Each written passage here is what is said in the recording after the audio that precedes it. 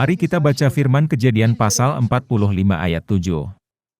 Di ayat 7 ada tertulis, "Maka Allah telah menyuruh aku mendahului kamu untuk menjamin kelanjutan keturunanmu di bumi ini dan untuk memelihara hidupmu, sehingga sebagian besar daripadamu tertolong.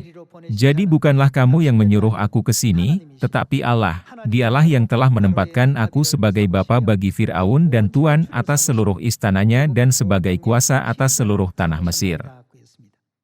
Ini adegan di mana setelah Yusuf memberitahu saudara-saudaranya bahwa dia adalah Yusuf, saudaranya, yang telah dijual ke tanah Mesir.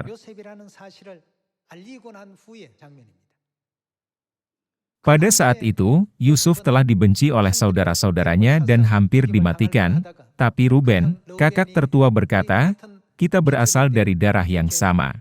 Apakah kita harus membunuhnya?" Jadi, Yusuf telah dijual menjadi budak Mesir.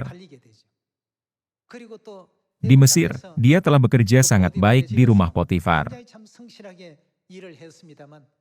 Namun, dia dimasukkan penjara oleh komplot palsu, karena dia tidak mau menerima rayuan istri Potifar.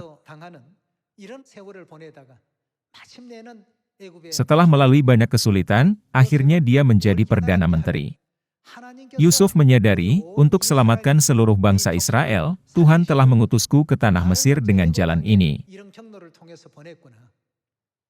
Dia telah dibenci oleh saudara-saudaranya. Dia telah dijual ke rumah Potifar. Walaupun dia menolak godaan istri Potifar tapi berakhir di penjara. Dia pasti merasa itu tidak adil. Aku percaya pada Tuhan dan berusaha untuk hidup menurut kehendak Tuhan, tapi mengapa ini terjadi padaku? Mereka yang tidak beriman akan mengeluh. Tetapi Yusuf tidak pernah mengeluh. Setelah dia menjadi Perdana Menteri Mesir, dia menyadari, Tuhan telah mengutusku ke tanah Mesir untuk menyelamatkan seluruh bangsa Israel yang ada di Kanaan. Dia menyadarinya nanti. Itulah sebabnya mengapa dia berkata seperti itu. Terkadang, kita mungkin berpikir, aku percaya pada Tuhan dengan setia. Mengapa aku kesakitan dan menderita? Kita tidak mengerti saat itu, tapi nanti kita akan mengerti bahwa telah ada gambar besar dari Tuhan. Pada akhirnya, Tuhan telah memiliki rencana untuk memakmurkan bangsa Israel di tanah Mesir dan menjadikan mereka bangsa yang besar melalui Yusuf.